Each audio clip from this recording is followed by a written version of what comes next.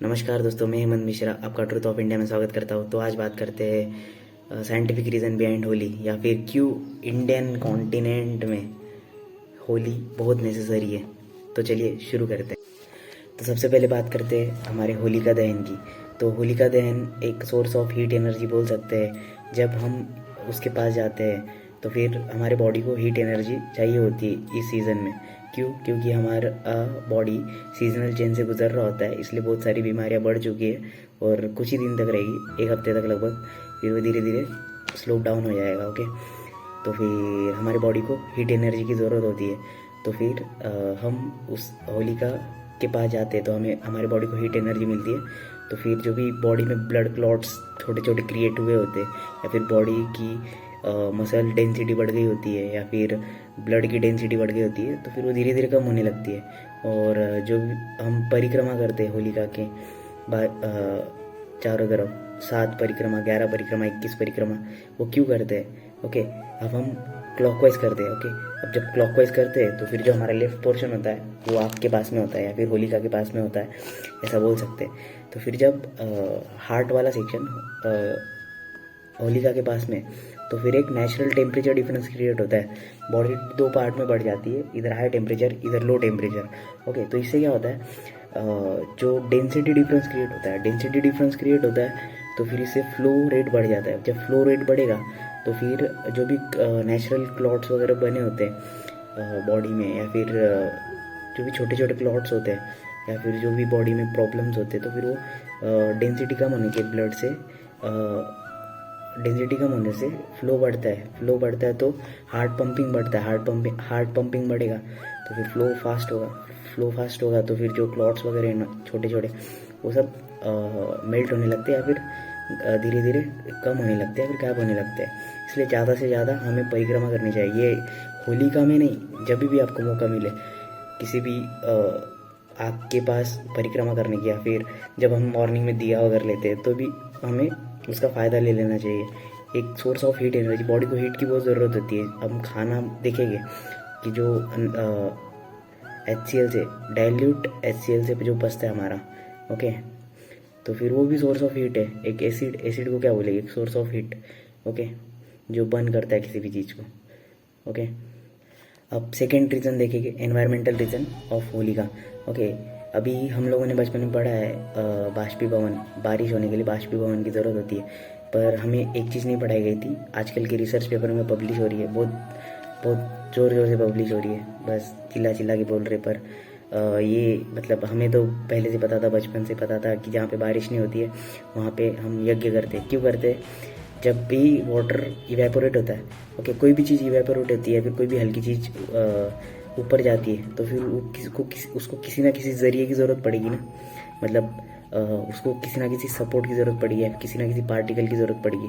तो फिर हम उसे हार्ड पार्टिकल देते हैं। ओके, कार्बन पार्टिकल नहीं चाहिए, नहीं तो फिर वो केमिकली नुकसान कर जाएगा। ओके, एसिड रेन क्रिएट कर देगा। तो फिर इसलिए हम गोहरी यूज़ करते हैं, क्योंकि गोहरी में कार्बन रहता है, पर वो भी देखा गया है कि रिसर्च में पॉजिटिव कार्बन बोल सकते हैं उसको, मतलब जो ज़्यादा नुकसान नहीं करता है, फिर हेल्पफुल रहता है बॉडी के लिए। ऐसा कार्बन, उस पर रिसर्च हो रही है, बहुत हो रही है, बहुत लोगों ने प्रूव भी करके दिखाया है। मेरे को ज़्यादा नॉलेज नहीं, तो फिर मैं उसके बारे में डिस्कस नहीं करूँगा ज़्यादा, पर वो फ़ायदेमंद होता है। ओके, तो फिर जो भी उसके एशेस हवा में जाते हैं, और जो भी अभी समर में वाटर इवेपोरेट होगा, तो फिर उसको हेल्प मिलेगी रेन क्लाउड्स क्रिएट करने में। ओके, इसलिए रेन क्लाउड्स काले भी होते हैं, ध्यान से देखना। ओके, एक ऐश ही नहीं, जो हमारे पेड़ होते हैं, ओके, पेड़ भी एक some amount of particle create करते हैं वाटर इवेपोरेशन को सपोर्ट करने के लिए। इसलिए बोला जाता है पेड़ लगाने से बारिश बढ़ती है। तो फिर ये 2 रीज़न हैं होलिका दहन के।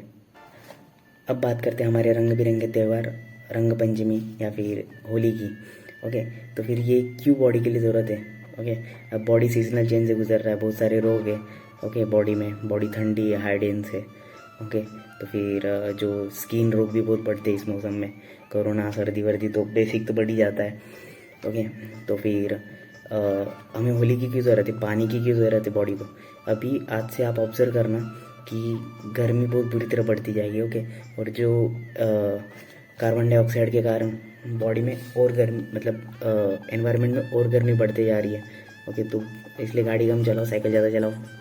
और तो फिर होली की पानी की क्यों ज़रूरत है, तो फिर बॉडी एक टेम्परेचर डिफरेंस से जा रही है, तो फिर हम नेचुरल कलर खेलते हैं। पर आजकल के केमिकल कलर्स ने तो बेड़ा गर्क करके रखा है हमारे होली का, क्योंकि होली का अब मैंने इतने सारे रोग बताए, बॉडी एनवायरनमेंट चेंज से जा रही तो इतने सारे रोग हो रहे, तो उसके लिए एक सोल्यूशन निकाला गया। नेचुरल कलर्स के साथ खेलते हैं तो फिर बॉडी को सम अमाउंट ऑफ एनर्जी मिलती है एब्जॉर्प्शन से, और हम खेलते मतलब कूदते दौड़ते तो फिर बॉडी और हेल्दी हो जाती है। ओके, इसलिए होली का एक इम्पॉर्टेंस है। पर जो केमिकल कलर्स है, वो एक केमिकल कलर 8 से 9 रोग क्रिएट करता है। मतलब आप जब उसके डिटेल स्टडी करोगे तो आपको पता चलेगा ये कितना नुकसान है। और वही ऑपोजिट हम नेचुरल कलर से खेलते तो 8 से 9 रोग एब्जॉर्ब करने की शक्ति रखते हैं, फिर बॉडी को इम्यूनिटी पावर देते हैं 7 से 8 रोगों से लड़ने की। ओके, तो फिर तो हमारा त्यौहार केमिकली पूरा मतलब केमिकल के कारण पूरा बिगड़ चुका है। तो अगली बार होली खेलोगे तो ध्यान में रखना। और मैं फिर वीडियो डालूंगा अगले साल, पर थोड़ा पहले डालूंगा, सॉरी इस बार लेट डाल रहा हूँ, क्योंकि मेरे ध्यान में नहीं था कि बनाऊँ या नहीं बनाऊँ, अचानक ख्याल आया तो बना दिया आज। पर मैं एक सोल्यूशन दूंगा कि अगर आप खेल चुके तो कोई नहीं, सॉल्यूशन हमेशा रहता है हेमंत मिश्रा के पास, डोंट वरी। तो सॉल्यूशन ये है कि पानी ज़्यादा से ज़्यादा पीना। ओके, मीडियम पानी पीना, गुनगुना, ज़्यादा ठंडा नहीं, मटके का चलेगा। ओके, पानी ज़्यादा पीना, ज़्यादा से ज़्यादा पीना। रसना बिल्कुल मत पीना। ओके, रूह अफ़ज़ा पीना गुलाब का। ओके, उसके भी जो बहुत सारे नेचुरल फ्लेवर्स है वो भी ले सकते हो, पर वो भी कम डालना, क्योंकि उसमें चाशनी होता है, शुगर लेवल बढ़ता है, और जितना शुगर लेवल बढ़ता है बॉडी में उतना इंसुलिन रिलीज़ होता है, जितना इंसुलिन रिलीज़ होता है उतना ही स्पीड से बॉडी का शुगर लेवल भी कम होता है, जिससे हमें आलस आता है। ओके, तो फिर वो भी लिमिटेड लेना। ओके, तो ये टिप्स, पानी ज़्यादा से ज़्यादा पियो, खाना कम करो। तो फिर आज के लिए बस इतना ही रखते हैं। थैंक यू सो मच, और please like share and subscribe, बहुत से लोगों को शेयर करो। Thank you.